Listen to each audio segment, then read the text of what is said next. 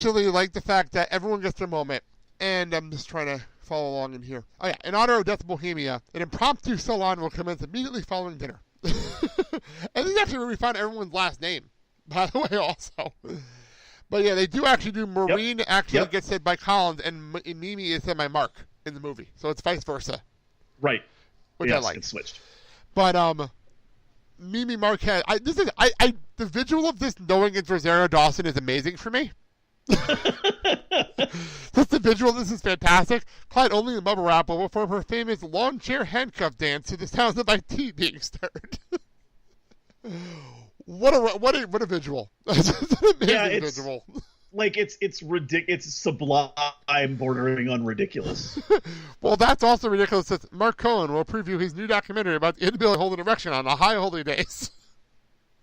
What? What does that even mean? Yeah, that's. Oh my god. A lot of stuff about Mark's dick in this song. I know. There's a lot about that, or the lack of him getting any. That's pretty much right. Yes, that too. Because he's the only one not with anybody really throughout this entire show. That's important to note. But by the way, I want to make a note that this is going to show my nerdness of this movie. That there's actually back when the movie came out, there was actually people were writing fanfic for this movie in the Broadway show, and they wrote in a Mark girlfriend in the fanfic. Because they felt bad they didn't have a girlfriend in the show. That is the truth. That happened. Oh, 2005 internet. Early days of the internet, people. Fanfic about I miss thee. Just not the same anymore. No, the random shit that went on. Maureen Johnson, back from her spectacular one night in McGaven Lemon Street lot, will sing Native American tribal chants backwards through her vocoder while accompanying herself with an electric cello, which she has never studied. What? Oh my god. Yeah, that's a thing that gets said. And then obviously in the Broadway show we have more with Mimi and Benny, which we really don't have in the movie. Right. Then we cut to Roger, who is still playing his waltz. That's the thing. His waltz. His waltz, which we referenced obviously earlier in the movie. Right. Then we have Collins and Angel, which I love. The fact that they're on the same page, which is great. Throughout the entire song. No matter what happens, they're always on the same page. That's amazing to me. Angel and Machinad will model the latest fall fashions from Paris while accompanying herself on the 10-gallon plastic pickle tub. That is just Angel in a nutshell. Yep, it sure is. And Collins will recount his exploits on an anarchist, including the tale of the successful reprogramming of MIT virtual reality equipment to self-destruct as they broadcast the words, "Action reality, act up, fight AIDS." And then Benny calls for the check. Which is amazing. And that's when we get to Mimi and Roger arguing. And yeah, so I noticed something interesting when I was watching this earlier today. Yes. There is a moment right as Mimi comes over, and Roger's got the guitar in his hand. And I don't know if it's coincidence or if it was instinct because he was listening to the playback. But as Mimi comes over to him, you see him actually strum in rhythm of what's happening in the instrumental. Wow, I didn't notice that. I'll have to catch that again when I watch it back. I did not notice that. It's just like I think 3 brief notes, and it's really quick. But I was like, oh, that's exactly what's happening. Well, that works. Also, I don't know about picking up somebody's guitar at a bar. At a lot of the music bars that I've been to, that'll get you knocked out. Yeah, well, we're in a musical, so why not, right? It's the musical logic. You get away with it in this world only. So it's like I always call that like the Hairspray rule, where you can get away with anything in Hairspray. Like there's no rules in that movie, like at all. That's true. It's the same thing in any musical, but the Hairspray is the worst because there's so much going on that doesn't make any sense whatsoever, and that's why I love the movie so much. Are you saying that rats don't dance around your feet when you walk down the street? No, they do not. And I don't think they allow you to sing a song while you're on back of a garbage truck either. I don't think you have to do that either. Probably not. So, Mimi's annoyed that Ryder's been ignoring her. Which, by the way, does not seem evident in the movie as it does in the Broadway show. Right. This is being completely honest here. It doesn't seem as clear that she's mad at him until this point. Because it just looks like everyone's having a good time. So in the Broadway show, Benny points it out more than anything else. Right, and I think that's a big problem with the cutting out of the Benny and Mimi stuff. Yeah, that's a good point. Is that you don't get a lot of that. Yeah, because that in the Broadway show, Benny is the one that makes it very clear that he's being ignored. So. Your new boyfriend doesn't know about us. There's nothing to know. Don't you think that we should discuss? It was 3 months ago. He doesn't act like he's with you. We're taking it slow. Where is he now? He's right. Uh-huh. Where'd he go? And then the pagers go off. Yep. And it's AZT break. Now, a lot of people had actually did this research earlier in the movie about AZT that people were saying once you dated the movie that the AZT break doesn't make any sense, and we've actually did debunk that to find out that AZT came out in the early 80s. So that works out nicely for this. But I like the fact that it's not just them. There's a whole bunch of other people, especially in the Broadway show, that are taking pills at the same time. I think that's important. Yep. That it's not just them. And then we cut to I Should Tell You. I should tell you. I should tell. I should tell. I blew the candle out just to get back in. I'd forgotten how to smile until your candle burned my skin. I should tell you. I should tell you. I should tell you. I should tell. Which I love the version in the movie because it's outside in the snow. It's so romantic. I love the visual of it. It sounds a little too auto-tuned for my personal taste. Okay. That makes sense. But, my personal taste. Fair enough. But So. I like the fact that it's more romantic, though. It's very romantic. Yeah, that's true. And it fits for what they're doing. And that's actually where the Broadway show completely takes a detour than the movie does, because we have a whole different stuff going on in Vie Boheme A, which we'll get to in a second. But I like this song a lot. And it's so simple and so short, but it gives them a moment to have to themselves, Right. which I like. Did you know that the order of these songs was different originally? No. Well, you know what? Now that you say that, I have the cast recording of the New York Theater Workshop Right.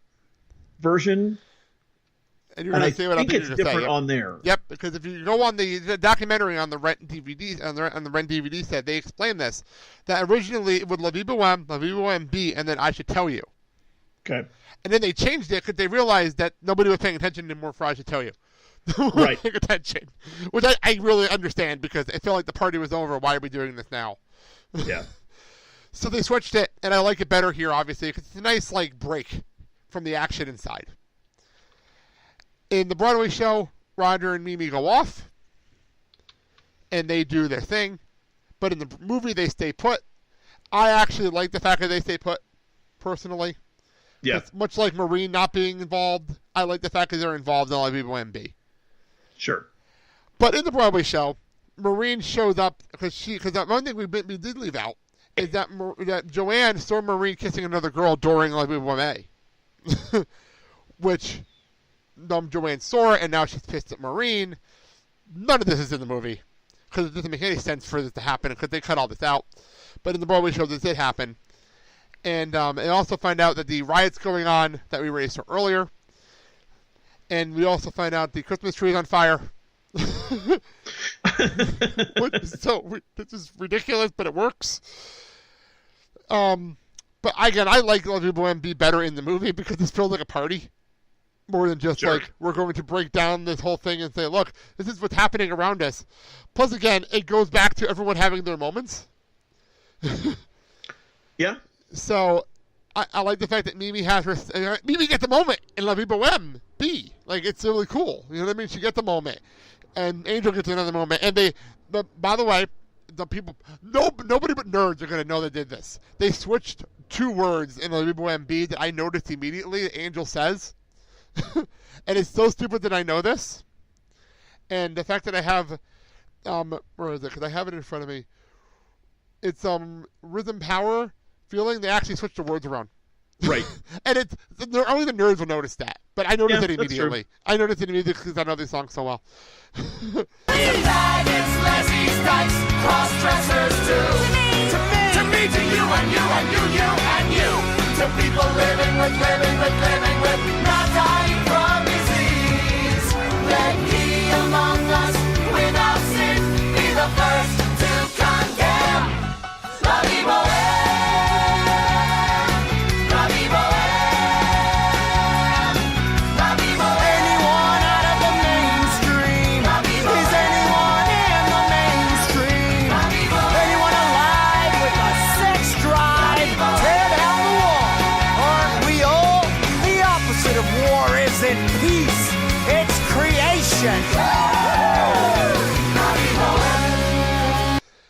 And this is where, I love Mark in these songs, because he gets the final soliloquy of the song, which I love. Out of anyone out of the mainstream, is anyone in the mainstream, back to this again, anyone alive with a sex drive, tear down the wall, aren't we all the opposite of wars and peace? It's creation. Which is powerful for me. I love that line. Yes. It's great. Yeah, it's a nice culmination to the end of this. Everyone's going crazy. In the movie, I love this sequence in the movie. Because everyone's partying and then it freezes when he says that. And we span across the table. And we have the couples. We got Roger and Mimi kissing, pretty much. And then we have Angel and Collins having a good old time. Then you have Mark doing Mark dances. There's no other word for Mark. Just doing whatever he's doing in slow motion. And then you have Maureen and Joann being a lovey-dovey. And then so we hit the Viva la Vie Boheme to end the song. Yep. But in the Broadway show, one more thing is added here, which I like. The riot continues. The Christmas tree goes up in flames. The snow dances. Oblivious, Mimi and Roger share a small, lovely kiss. And the spotlight goes up to them making out on top of the set. And then we hit La Viva La Vie Boheme. Viva la Vie Boheme! So there you go. That is where we are. So much gone on in this little period of the movie. But yeah, this was a lot of fun. This was a lot of fun to go through again. It's really, I love this whole sequence. And now that you say it's like, dude, it hurt the fire, that's going to be in my brain every time I watch this now. Well, I'm either sorry or I'm glad, whichever. Well, I like it because it's definitely something I never thought about before. So, Very, very cool. Well, that is that. That is this. Thank you, David, for being my first guest on the second half of this movie. Thanks for having me on. No problem. Why don't you plug away? Go for it. All right. I do a couple of different podcasts. My podcast partner, Jason, and I recently finished our deep dive into Willy Wonka and the Chocolate Factory. That was a podcast known as Everlasting Minute. It can be found at everlastingminute.com. All of the episodes are still there. And then we do 2 weekly podcasts. We have Podvocacy, which is just kind of a general weekly chat between the two of us. And then we started a new podcast back in October called Wrestling on the Edge of Forever. And it's a podcast where I give him a wrestling match to watch, and he gives me an episode of Star Trek to watch. And then we kind of get together and discuss them, and we each ask each other questions about the things that we don't really know about. Speaking of wrestling, for those who know me really well, when I record this show, I do this on my nights off, the nights I'm off before work, because I know I'm recording during a wrestling show, and I'm missing NXT to record this, so you can tell how important it is that I'm missing NXT to record this. Well, because it's my favorite show. It's on demand. It's on demand. But it's my favorite show. It's by far my favorite wrestling show on television. So the fact that I miss NXT when it's on says a lot about doing the podcast. There you go. I'll get my plugs out here. Filling the Void Podcast Network.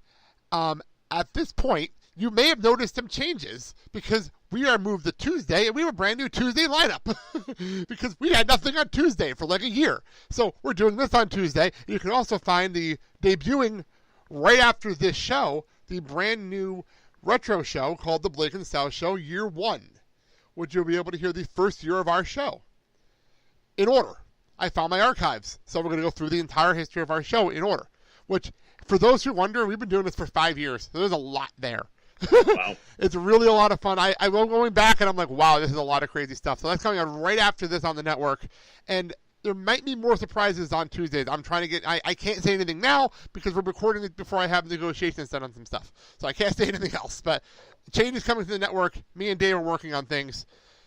Also hear me on Clerks Minute every Monday, Wednesday, and Friday, and on the Blake and Sal Show every single Friday. So I'm very busy at all times. There you go.